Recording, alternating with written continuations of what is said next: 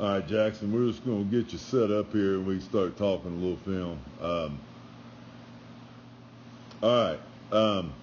Right out of the box, let's go ahead and jump on this right here. Right here, your heels up off the ground.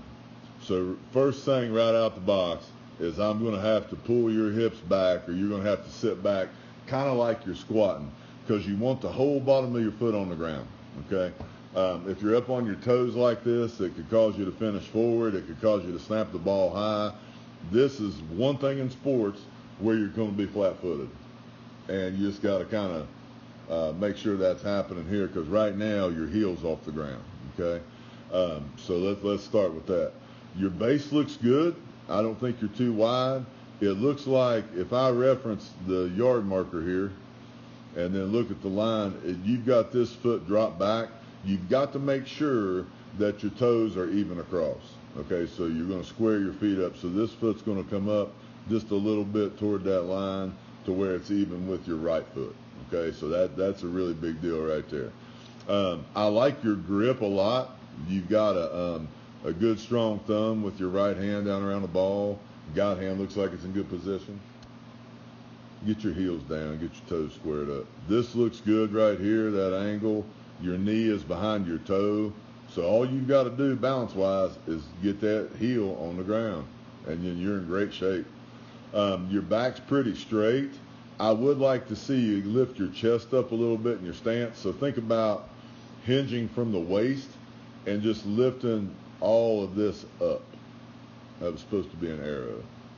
You're going to lift all this up. So instead of this angle here, you might be a little flatter, okay? Might be a little flatter. And what we're trying to do with that is open up this gap more right here.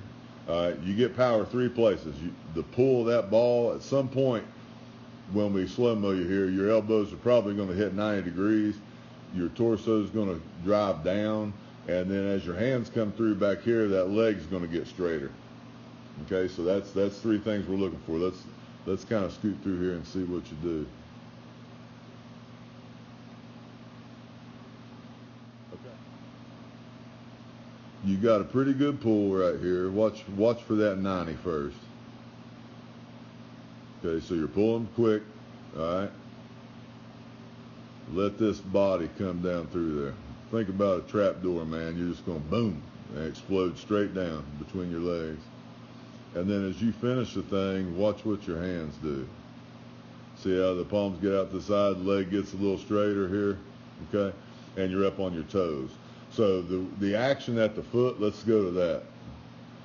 Right here, you should be flat-footed, but the first thing that's going to happen is the heels are going to rise and your toes are going to drag back.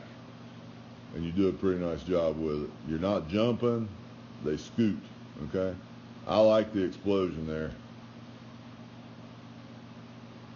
So basically with you, get your heels on the ground, get your toes squared up, make sure they're squared up, get your chest up. Everything else looks pretty good to me. And you could probably go ahead on that left hand and spread it out bigger. Think about palming a basketball.